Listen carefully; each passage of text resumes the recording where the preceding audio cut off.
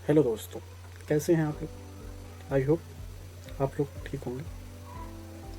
दोस्तों, पिछली वीडियो में मैंने आपको बताया था कि किसी कंपनी में अगर कोई एम्प्लॉय है, कितने एम्प्लॉय हैं, किस डिपार्टमेंट में कितने एम्प्लॉय हैं, तो आप उसको कैसे काउंट करेंगे। जिसमें आपका काउंट पढ़ा था, काउंटा पढ़ा था, काउंटिव पढ़ा था और काउंटिव पढ़ा था। आज मैं ये बताऊँगा कि जैसे किसी कंपनी में आपका जॉब लग गया और आपके बॉस ने पूछा कि टोटल सैलरी हमारी एक महीने में कितनी जाती है, मान लो इतने एम्प्लॉय हैं, तो आप कैसे निकालोगे उसको। तो हमारी सैलरी है, अगर आप काउंट करेंगे तो इसके लिए आपको लगाना पड़ेगा इक्वल टू सम। सम मतलब जोड़ना ही होता है। आप इस डाटा को सिलेक्ट कर लीजिए।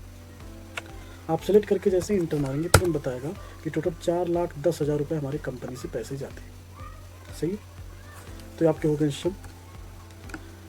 अगर उस बॉस ने ये पूछा कि हमारे कंपनी में यूपी मतलब उत्तर प्रदेश वालों कितनी सैलरी जाती है, बिहार वालों कितनी सैलरी जाती है, एमपी वालों कितनी सैलरी जाती है, तो यहाँ एक कंडीशन लग गया।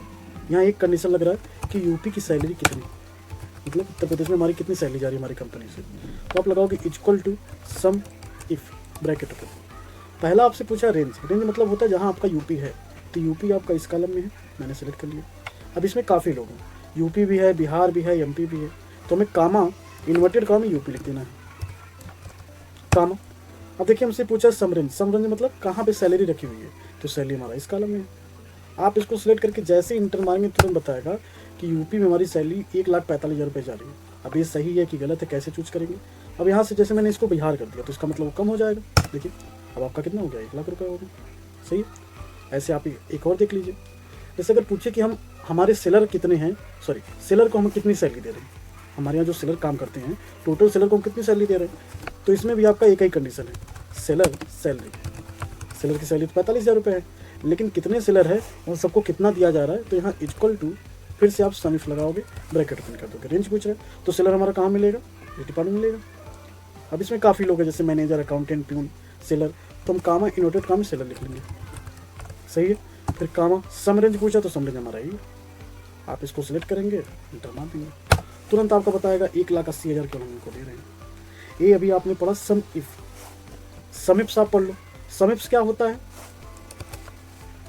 सम इफ्स मतलब होता है, अगर मैं यहाँ पे आऊँ, सम इफ्स मतलब ये होता है कि जब हमारे मल्टी कंडीशन होते हैं, दिस फंक्शन यूज्ड टू सम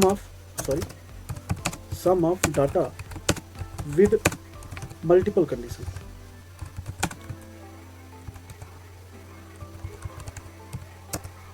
ये चीज़ ये सम इफ्स होता है। जब आपका एक से अधिक कंडीशन हो जाते हैं तो वहाँ पे आप मल्टी कंडीशन लगाओगे। तो जैसे अगर ये पूछ ले यूपी के सेलर को कितनी सैलरी जा रही है, अभी तक आपने सेलर को निकाला था, अब यहाँ यूपी भी सेलर हैं, एमपी भी सेलर हैं, तो निकालना यूपी के सेलर की कितनी सैलरी जा रही है। तो यहाँ दो कंडीशन होंगे, एक था यूपी, दूसरा है सेलर। तो आप फिर से लगाओगे equal to sum ifs bracket open. Sum range मतलब पहले अब आपसे पूछ लेना सम रेंज कहाँ है, हमने बता दिया सम रेंज ये कामा। फिर बोल रहा है क्राइटेरिया रेंज वन, मतलब आपका पहला कंडीशन क्या है, पहला कंडीशन है आपका यूपी, तो यूपी आपको इस कॉलम मिल जाएगा। लेकिन इसमें काफ़ी लोग हैं तो हम क्या करेंगे, यूपी ब्रैकेट इन्वर्टेड कामा लिखेंगे, कामा। फिर बोला क्राइटेरिया रेंज टू, आपका दूसरा कंडीशन क्या है, सेलर होना चाहिए। फिर से आप यहाँ चले आओ, कामा इन्वर्टेड कामा आप क्या लिख दोगे, सेलर लिख दोगे। इंटर जैसे आप मारेंगे तुरंत देखिए आपका बता देगा 45, मतलब यूपी का केवल एक ही सेलर है। यहाँ भी सेलर, अगर मैं यहाँ यूपी कर दूँ तो 90,000 हो गया।